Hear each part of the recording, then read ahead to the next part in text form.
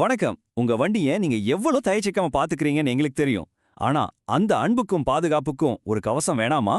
இன்னைக்கு நாம பார்க்க போறது மோட்டார் இன்சூரன்ஸ் பத்தின ஒரு முழுமையான அலசல். வாங்க இத பத்தி ஆழமா பார்க்கலாம். முதல்ல இந்த கேள்வியை நீங்களே உங்களுக்கு கேட்டுக்குங்க. நாம எதிர்பார்க்காத ஒரு சின்ன சம்பவம் நீங்க கஷ்டப்பட்டு சேமிச்ச பணத்தை மொத்தமா காலி பண்ணிட முடியுமா? இந்த கேள்விக்கு பதிலும் தீர்வும் இன்சூரன்ஸ்ல தான் இருக்கு. வாங்க நம்ம இன்னைக்கு என்னென்னலாம் பார்க்க போறோம்னு ஒரு சின்ன ஓட்டம் பார்த்துடலாம். முதல்ல இன்சூரன்ஸ் ஏன் முக்கியம்னு ஆரம்பிச்சு கடைசியா எப்படி நம்ம பணத்தை மிச்சப்படுத்தலாம்னு வரைக்கும் எல்லாத்தையும் ஒன்னொன்னா தெளிவா புரிஞ்சுக்க போறோம். சரி, வாங்க முதல் பகுதிக்குள்ள போலாம். இன்சூரன்ஸுங்கிறது சும்மா ஒரு பேப்பர் டாக்குமெண்ட் கிடையாது. அது உங்களுடைய நிதி பாதுகாப்போட ஒரு அசைக்க முடியாத அஸ்திவாரம்.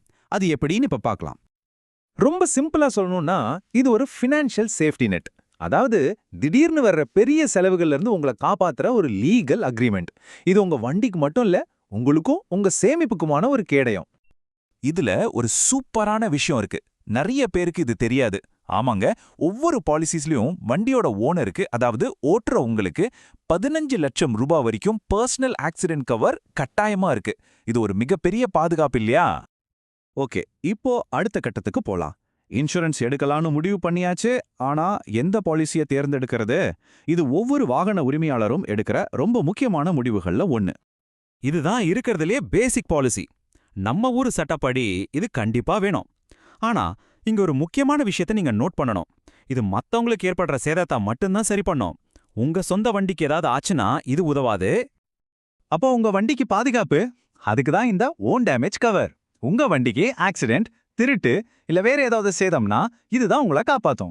இது கட்டாயம் இல்லனாலும் இது இல்லாம வண்டி ஓட்டுறது கொஞ்சம் ரிஸ்க் தான். இப்ப பாருங்க, இந்த ரெண்டுக்கும் என்ன வித்தியாசம்னு ரொம்ப தெளிவா புரியும். தேர்ட் பார்ட்டிங்கிறது சட்டத்துக்காக, ஆனா காம்ப்ரஹென்சிவ் பாலிசிங்கிறது தான் உண்மையான பாதுகாப்பு. அது மத்தவங்களுக்கும் பாதுகாப்பு, உங்க வண்டிக்கும் முழுமையான பாதுகாப்பு. இது ஒரு முழு கவசம் மாதிரி. ஐடிவி இந்த வார்த்தையை நீங்க அடிக்கடி கேட்பீங்க. அப்படின்னா என்ன? சிம்பிளா சொன்னா உங்க வண்டியோட இன்னைய மார்க்கெட் வேல்யூ.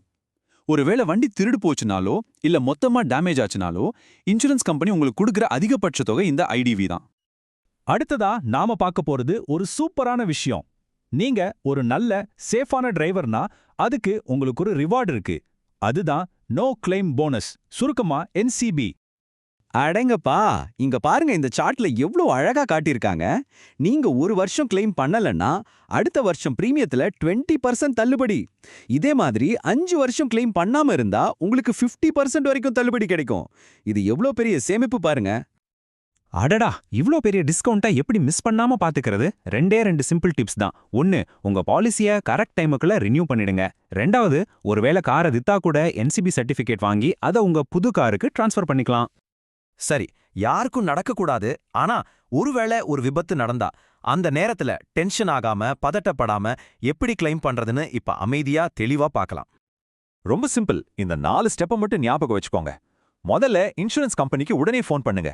அப்புறம் RC புக், லைசன்ஸ் மாதிரி டாக்குமெண்ட்ஸை ரெடியா வைங்க. சர்வேயர் வண்டி பார்க்க வரும்போது முழுசா ஒத்துழைப்பு கொடுங்க. கடைசியா கம்பெனி சொல்ற ஒர்க் ஷாப்ல வண்டியை சரி பண்ணுங்க. அவ்வளவுதான். நீங்க நினைக்கிறத விட இது ரொம்ப ஈஸியான ப்ராசஸ். ஓகே, உங்க பேசிக் பாலிசி இருக்கு. அதை இன்னும் பவர்ஃபுல்லா மாத்த முடியுமா? முடியும். அதுக்கு தான் இந்த ஆட்-ஆன்ஸ் இருக்கு. இதை நீங்க ஒரு அப்கிரேட் மாதிரி நினைச்சுக்கலாம். ஜீரோ டெப்ரிசியேஷன் இது ரொம்பவே பாப்புலரான ஒரு ஆட் ஆன். இதனால என்ன லாபம்னா, நீங்க வண்டியை ரிப்பேர் பண்ணும்போது பார்ட்ஸோட தேய்மானத்துக்காக பணத்தை பிடிக்க மாட்டாங்க. உங்களுக்கு முழு பணமும் கிடைக்கும். குறிப்பா புது கார்களுக்கு இது ஒரு வர மாதிரி.